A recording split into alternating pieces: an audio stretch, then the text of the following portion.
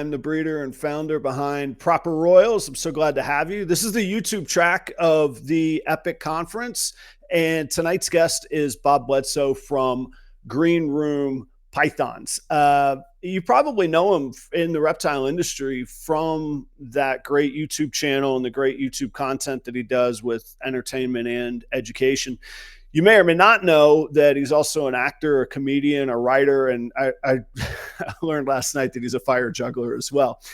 And I bring that up because I think that there's got to be something that comes from the experience of the stage, of the screen. All of these things take engaging with an audience.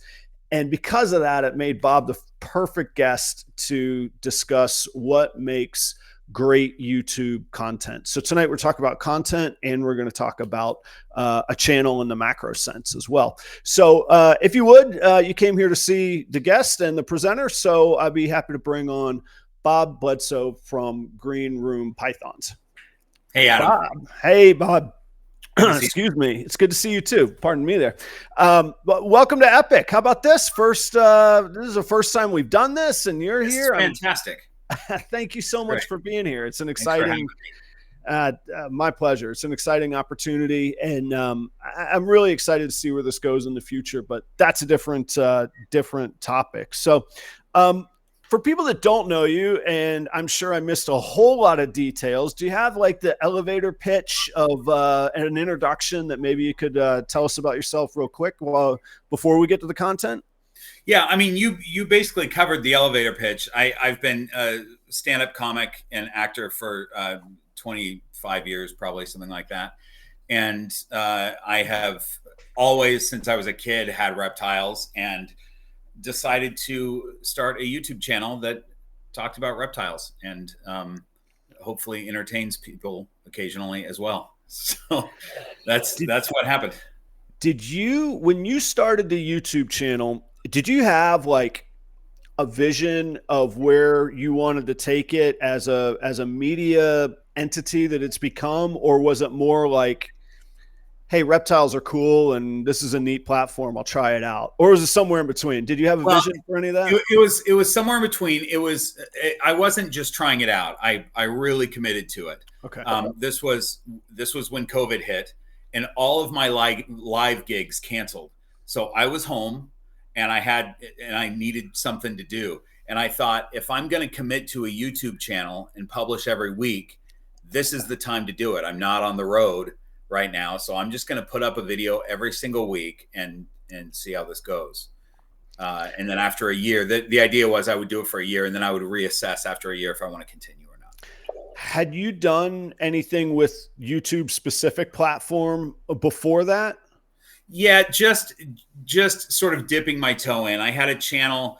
I had a manager at one point years ago that was trying to get me on Saturday Night Live, and he wanted me to put sketches up. So I had a channel that was just for sketches for a while, but I wasn't committed to it, and I just whenever I came up with a sketch, I would shoot it and post it, but nothing where I was posting on a regular basis. Gotcha. So this was the first, I mean, obviously you just explained it, but this was the first foray from a really focused, almost job-like standpoint. Yeah, for sure. Yeah.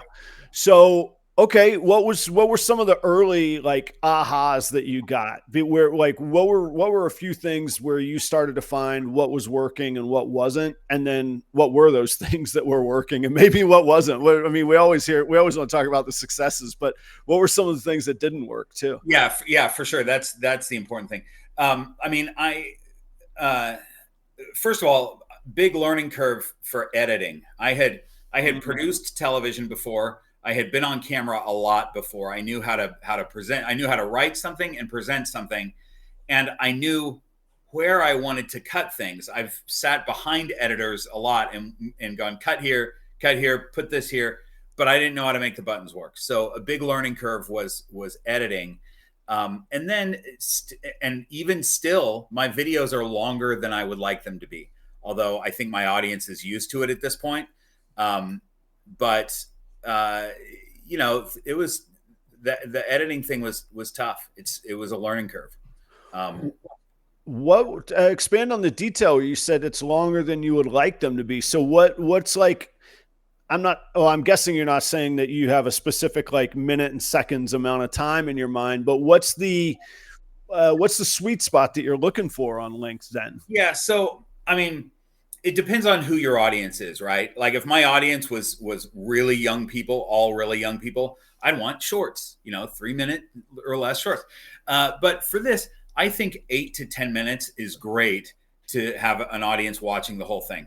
My videos almost always come in around 20 minutes. I had a 45-minute video several weeks ago.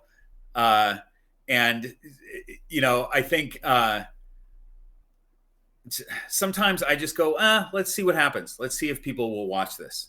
So I happen to have a famous person in the green room with me for that 45-minute one, but that's a long video for people to watch. So it's a long time for, and I don't mean it as far as your content goes. I remember in my career, at the beginning of every shift, we had these things called lineup. And I remember in my mind going, Adam, you got 90 seconds where anybody's going to care what you're saying. You better get it across fast and get the hook in kind of thing. Yeah. And YouTube is kind of that way. Not to pigeonhole what you said, but so in general, if somebody identifies the younger somebody identifies their target, do you think it has to be shorter content or is most ideal is? In general, the younger the person, the smaller their attention span. In general, so right, I get it. So, yeah, I would say that. But something you brought up that triggered something is one thing that I still struggle with, but I really had to learn this up front is you got to get to the point immediately. So there's not a lot of time for jokes. I always, when I started, I wanted to do a lot of jokes up front and make it funny, whatever. And it really should be, today we're talking about this, and now we're into it, I think it's a perfect point because that's what I've had to force myself into on this. My usual spiel is let me make some announcements. Let me talk about what's going on, a little story about how I know the person. We don't have time for that. We got to get right to it. Here's who it is, what it is. Yeah, they're going to go. Yeah. And so I think I would think that that's a highly important part. Have you ever so let me back up. So in your mind, maybe where you came from and where you're at now, who is the target audience? Who is your audience and what is that sweet spot? And again, there'll be outliers, but generally speaking, where do you find that? Yeah. So what I didn't know who my audience was going to be. I knew what I wanted to do as far as content, and for my channel, I knew that there was at the time a ton of ball python breeder content out there. I didn't want to add to that. I didn't need to add to that. And also almost everybody else was way more experienced than me at breeding ball pythons. I had some really good reptile behavior and care experience, but I'm not the guy to teach about breeding. So what I was thinking is that my audience would probably be more pet keepers. And what I found is, even though it is more, the majority is pet keepers, I have a large portion of the small breeder. I don't think there's a lot of big breeders that are watching green room pythons necessarily, unless they watch it for their, with their family for entertainment or whatever. But there's a lot of smaller hobby breeders that are watching what I do because I'm a small hobby breeder. And there's certain things that I do that wouldn't work for a big breeder. And also things that I do that wouldn't be necessary for just a pet keeper of a couple of snakes, So fair enough. Do you how do I put this? Do you think that you find the audience, or do you think that the audience sort of dictates who or what you'll be? I'm not phrasing that exactly right. I understand what you mean, though. Okay, fair enough. Go ahead. What you mean. It's a little bit of both. Yeah. You figure out what kind of content you want to produce, and you figure out, so even if it's vaguely, who you think your audience is, who you're talking to. And you should attract those people. But also, you're going to get feedback, on your yes, you are. You're going to get feedback from people, and that's important to listen to. Even if their feedback is extremely rude, put in an extremely rude way, they still might have a point. And so it's important to listen, That's an interesting path on its own. How much of that do you block out, because we all know that there can be a toxic environment on the internet. Spoiler if people haven't realized that. And but there's a ton of good, and the people that you do connect with. And I suppose a better question is, how do you nurture the relationships with the people that you do connect with? Yeah. So I think it's really important for my channel that I am myself, and I'm a positive person. I don't seek out drama, and I don't talk about the negative stuff in general. And so fortunately, my audience kind of mirrors that attitude, and they're really nice. I rarely get negative stuff. The negative stuff more comes from like a short that I'll post on Instagram or TikTok, where it's somebody that doesn't know my content and they just see something and they want to say something. And then I usually ignore that. I either ignore it, or if I respond to something negative, I'm going to respond in a positive way. And I might even compliment the person. Right. But, I might look at their page and go, "Oh, I see you're into spiders. I'm really afraid of spiders. That's awesome that you can, work with those animals or whatever." But I completely ignore whatever negative thing they said, and I go to the point that they're making. Forget all the rude stuff, because I don't take that personally. That's right. just how they're choosing to interact with the world, right? That's their thing. So I ignore all that, distill down what they're saying is a problem or whatever, and I address that, and then try to stay positive if I can. Do you find that if you don't take the bait, so to speak, that those people go away? Yeah. They feed on that. It's almost an ego that they have to feed. It's whoever they are. I'm not, again, generalities, but it's troll behavior, right? Trolling behavior. So what I find is that the person either responds a lot of times, and it's usually, there's a demographic here of men 20s to 30s that will try to continue to bait, and I'll continue to say something that doesn't take the bait necessarily. Eventually they'll delete everything, because they don't want to be, they know that other people are reading this thing. Yeah. They're all of a sudden realizing, oh, I look like a jerk here.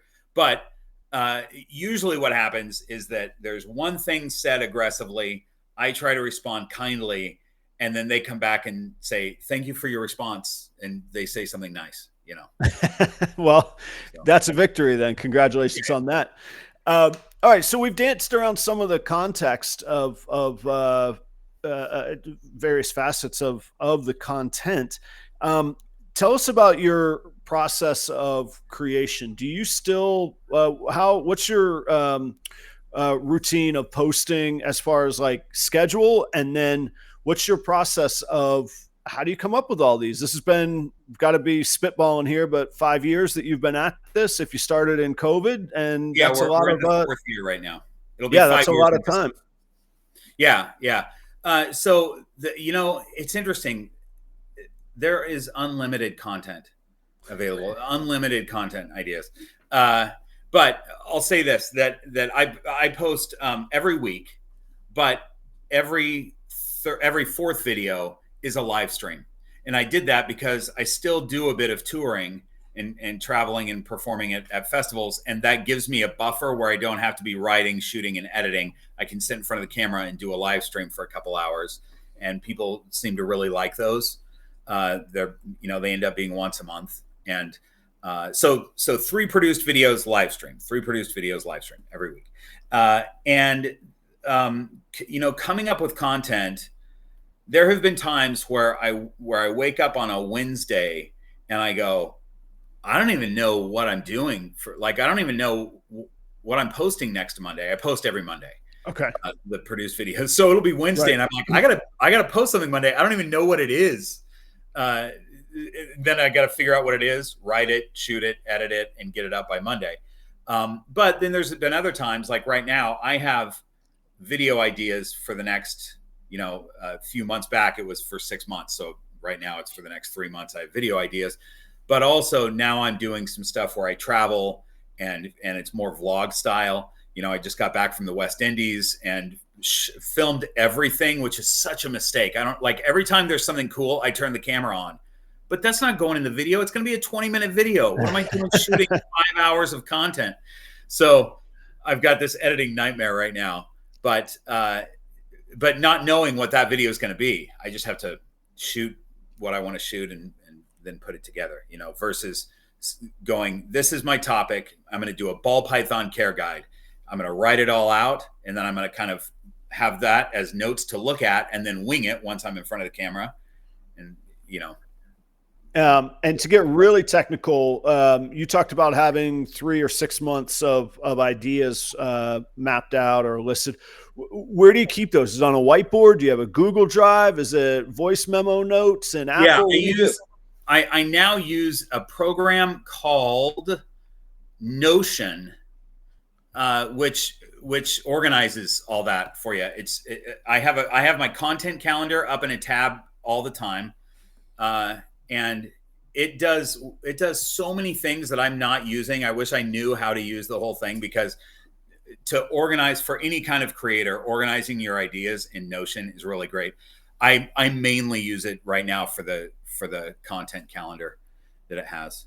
Gotcha. I will be checking that out, because organization is, anyhow, personal challenge in life, as I think a lot of us can empathize with. My other question is, you alluded to it a little bit, all the stuff that you shoot, how do you organize those files? What's that workflow look like, while we're being really technical here for a minute? Yeah. If it's a produced video that I've written and shot, that's real easy. I got 2 cameras that I have my main camera that I'm talking in front of, and then I have my phone that I use for B-roll. And I just put it all in a file. Okay. I have it in a file. And sometimes if it's different subjects that I need to separate just for organizational purposes, I'll do that. But coming back from the West Indies, right, I shot on 2 cameras, and both cameras had about 200 files each. So and I had all kinds of different adventures on that. So one big file is snorkeling, of which I'll use 20 seconds for B-roll of snorkeling. I don't know why I talked about it. I did all kinds of stuff in front of the camera. I'm never going to use it, but that's a file. There's this bat cave that we went into. That's a file. There we explored all kinds of ruins, like buildings that had been abandoned and the jungle is now reclaiming. We explored those. So that's a file. Finding an iguana, finding a boa, all these different things are different files. And then I can easily find them when I've got it in my editing software. Right. So those 200 files, will you just take a day and name them all, what they are? Because it's on the camera, it's just all number, alphanumeric gibberish. Yeah. No. The each file doesn't get renamed. That would take forever. But I just go through and I look at each one and I go, oh, this goes in this file, this file, this file. So then when I open up my, river tour where we traveled up the river and found this iguana, I've got that entire little adventure in there. And then I can just see what that is based on the thumbnail, what each file sort of contains. Gotcha. And this might be a pie in the sky question here, but this would be amazing if you say yes. Can Notion organize your files for you? Can you attach the files to your content ideas in Notion? I've never used it for that, but Notion is AI powered, so it could probably do almost anything. That would just make my day. I just don't use Notion that way. Like there's so much that it does that I don't even know, but it works for what I use it for. All right. Well, we won't make this all about Notion, but I will go explore that. I'm excited to learn that myself. All right. The big payoff then. What makes, in your estimation and experience, what makes really great YouTube content? What do you look for? What are those check boxes that you have to feel like you've got a hit on your hands when you have those? Yeah. So that's a tough question to answer broadly, because I can tell you what works for my channel, but people don't have to do content like I do. I mean, I am the face of my channel. My face is on the channel all the time. People can do stuff where they're never on. Maybe they're in the background doing voiceover, or maybe they're using AI for voiceover and you don't even ever hear the person's voice. Right. There's so many different things that work. But for my for my videos, I think that if I'm engaging and entertaining and giving information, talking about a subject about snakes that people actually care about, those videos do the best. I did one video back in the beginning where I brought in a friend who was afraid of snakes, and I helped them get over their fear of snakes. And that video did really well, and it gained me an audience of people who have no interest in keeping snakes, but they're afraid of them, and they want to see this because they want to see what they want to see me answer that other person's questions, because it's all the questions that they had. Right. You know? And so now I've made that a series on my channel, since it did so well, where I just bring in different friends that I know. It has to be a friend that I know is going to be good on camera. They have to truly be afraid of snakes. And like, we're not trying to fake anything, but that's been a really popular thing. So sometimes you don't know what's going to work and what's not. I had no idea that first video if that was going to be good or not. I just needed content, and I had a friend that was afraid. Well, speaking of needing content, how often, we both play music, so let me take it from there. Sometimes when I'm uninspired in music, I just go learn a new song rather than trying to write a new. I'll just learn something I've never messed with before. Sure. I'm sure that happens in content creation, where you alluded to it a little earlier, where you're like, man, it's Wednesday, I don't know what I'm doing. And then suddenly you get this writer's block because now there's pressure and you're forcing yourself to try and do it. And that's where sort of the art versus the science start to butt heads. What are some ways that you get over those creative blocks? Or are there certain, like, you talk about the friends being afraid of snakes as being one of them, but are there certain like areas that you can go back to where you're like, all right, I'm just going to bust this out again today and try this? So what do you do in those situations? Yeah. So first of all, it doesn't happen very often, because with reptiles, there's so many things.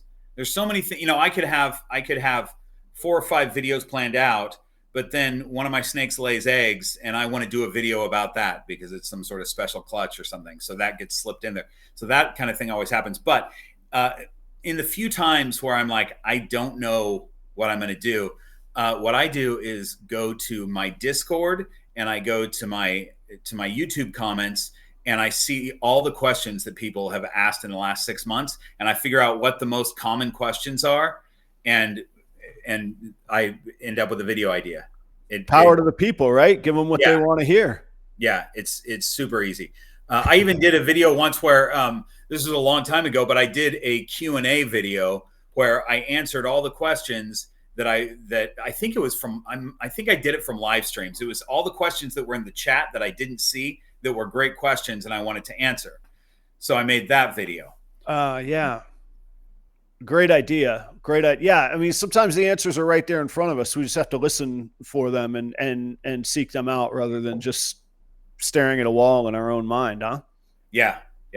Also, videos you can do the same subject again. For instance, I have 2 ball python care guides. The last one I did was 3 years ago. I'm probably going to do another ball python care guide, because when people see that it was done 3 years ago, they'll go, oh, that's old information now, which it's not. But I also have evolved in my way of presenting things and my way of explaining things. And the one that I do soon, whenever I end up doing this, will hopefully be better than the last one that I did. Not because the care of ball pythons has changed, but my ability to communicate it is a little better. Yeah. Well, and maybe not in the specific case of the care of ball pythons, but you might have new information or new knowledge or new experience, sure. and you might have evolved on your thoughts as well. Oh, absolutely. Yeah. Let me turn this around. We've talked a whole lot about the videos themselves, the very specific content. I think people forget or don't think a whole lot about the identity of a channel. What are some rules or guidelines or systems, processes that you have for your channel that guides you? What's your sort of North Star on your channel that guides you on what you can create, and what should people think about in creating a channel? Yeah, so that's a great question. I think starting out, one thing that I had learned, I don't know where I learned it, but I'm glad that I knew this starting out, was that you've got to be really specific, like ultra specific. So when I came up with my channel idea, originally it was a reptile channel. I know a lot about reptiles, and then I thought, well, I've got snakes, so let me make it a snake channel. We'll get more specific and make it snakes. And then I went, you know what? That's even too broad because I don't have garter snakes. We're not talking about, I have pythons. So this is going to be a channel about pythons. And I was a little bit worried that I was making it too narrow, but I quickly gained a large audience of people that wanted to learn specifically about pythons. And now the channel has grown to the point where I can do other species. I have a boa, I have a African house snake. I go to the Amazon jungle and find anacondas in the wild, stuff like that. I can talk about other types of snakes, but for the first couple of years, it was only pythons. Wow. So being super specific. But Adam Wickens has a huge channel also, and his is a reptile channel. So it's not that it's not going to work if you go more broad. It's just very helpful if you go for that very niche specific audience. Did you, and you said that you realized that, I was going to ask, did you realize that up front, or was that something you learned along the way? But you said you had that bit of insight. Was that from a mentor or a friend? I don't remember. I wish I knew where I got that, but I may have watched a video from YouTube on how to create a YouTube channel. It might have come just from a video, but I knew that was something that was going to be important. Gotcha. Some quick fire questions as we sort of head towards the wrap up here. Do you ever take videos down, or do you ever look back and go, man, that was terrible? Do you ever get rid of them, or what do you do in those situations? Does anybody really care if it's terrible? No, leave it up. And I mean, look, if you say something super egregious that you realize was totally wrong, maybe take it down. I haven't done that, but there might be situations where you might, or you go, oh wow, that was really insensitive what I did or something.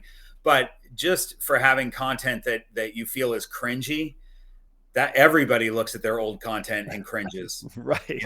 Right. But there's an audience that will watch it and enjoy it. So how much do you get caught up in the back office of YouTube? You can put in keywords, tags, all of that stuff. Do you use that? Do you buy into that? Does that make a difference for you? What's your take on that? Yeah, I've got a process when I upload videos, and one of the things that I do in my process is you have a 500 character allotment for tags, and I use that whole thing. And it takes a while to figure out what my tags are going to be, but it's I try to use all 500 characters. Do you write, sorry to cut you off, do you write those yourself, or are there products that you like, or now with AI, there's all kinds of help? What's your well, you've got a field in YouTube, you've got a field where you can have ones that populate every time. So like ball python, reticulated python, black-headed python, all the things that I have that I do, that populates already. And then I have very specific things that I need on each video that I'll then write myself. It doesn't take a long time, but it's something that I do, and I think it's important. And also, coming up with the most important thing about a YouTube video is your title and your thumbnail. Oh, take us home on that. Yeah, give us 60 strong seconds on that, and then I have one other thing after that. But yeah, how did we miss that? Yeah, please. So that is really important, because that's what gets your click. That's why your content is extremely important. But to get someone to click, it's your title and your thumbnail. I am not a genius at titles and thumbnails. I struggle with it. But you want a title that's going to be compelling, and then you want a thumbnail that pops, that preferably doesn't have any words. But if you have words, make it just be a few words. And then if your thumbnail isn't working, you can change it. You're on day 2 of your video upload and you see that it's tanking. Change your thumbnail. Change the title. Make it something else. So that's a really important thing to do. I'm friends with this guy Jake Carlini, who has I think a couple million subscribers on his YouTube channel. He's like a builder. He builds ridiculous things and has a huge audience. And his wife is a YouTube thumbnail designer. She's a graphic artist and she's a designer. So he took me through his whole process. His thumbnail thing is like, He tells his wife what his video is going to be, and then she starts pitching ideas to him, and he starts pitching ideas to her, and then they go outside and do a photo shoot, and then she goes to work on creating this thumbnail. And I'm like, man, I just take a screenshot from my video and manipulate it a little bit. Like, but so I mean, that's the two ends of the spectrum. I mean, I think that's pretty. I was going to use the word crazy. That's pretty rude of me to say. I think it's incredible that, so you're at, flex a little bit. You're at what, 80,000, 85,000 subscribers on YouTube, and you use screenshots from your video for your thumbnail. I do, but it's not just a screenshot. It's always, and sometimes I take the photo, but it's usually a screenshot. But what I'll do is let's say this is the screenshot right here. Mm-hmm. I put the image in, I use Canva because I don't know how to use Photoshop. So I use Canva. I blur the whole image. Then I put the same image over it and remove the background. So it's me right here, bright, and I fix the colors and make me even brighter and stuff like that. And then the background is blurred, and then I'll add the snakes or whatever else in there. Yeah. So the general image is that, or it's me cut out over just a color background. That's the other thing that I do if I want it to pop. But then I also add like little individual things. I'll write words, stuff like that. So my thumbnails look all right, but I don't always hit the mark, you know? They seem to be working, I have to say. Thanks. I mean, but it's like videos, you know, I'm 4 years into this, going into 5 years, and not every video hits the mark. I still, right. You know, we still are always guessing, you know. Bob, I got to say thank you for being here today. This has been just a wonderful, informationally packed episode, and I'm thankful that you did this. I want to give you my pleasure. I want to give you just a couple seconds here. Where can people find you? How can they interact with you? And just where take a moment for your own brand. Yeah, sure. Green Room Pythons. On the main content is on YouTube, but also Instagram and TikTok, those things, and then Patreon. I put a lot of extra content on Patreon, and I'm very active with my community over there. We do a lot of in-person get-togethers. We're going on a Minnesota herping trip in a few weeks, but there's a lot of if you want to really dive deep, Patreon is the community to jump in on. Very cool. Bob, I'll say thank you so much. It's been a pleasure to get to meet you and to know you and to work with you. Thanks for doing the show last night. And I hope we cross paths. And this Minnesota herping trip, you better call me when you're up here. I got some scotch we can drink, okay? Oh, because you're in Minnesota. I'm in Minnesota, man. Nice. All right, we'll talk about that. All right, cheers. Thank you so much, Bob. Thanks, Adam. Appreciate it.